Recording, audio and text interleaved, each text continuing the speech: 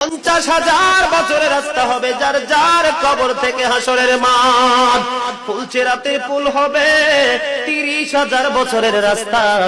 আমার উম্মত গুলো কিভাবে রে পায়ে হেঁটে তারা অতিক্রম করবে?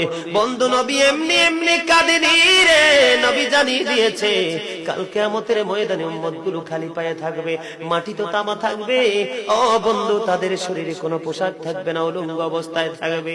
এবং মা আয়েশা প্রশ্ন করলো, গো প্রাণের নবী, জানতে মনে চায় নবী গো, এই যে আপনার উম্মত গুলো উলঙ্গ অবস্থায় খালি পায়ে সবাই থাকবে গো নবী, তারা কি নারী পুরুষ একসাথে? কয় হ্যাঁ, নারী পুরুষ একসাথে।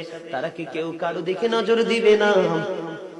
এবার আমার নবী বলেছে, আয়েশা রে, কেমন করে নজর দেবে রে আয়েশা?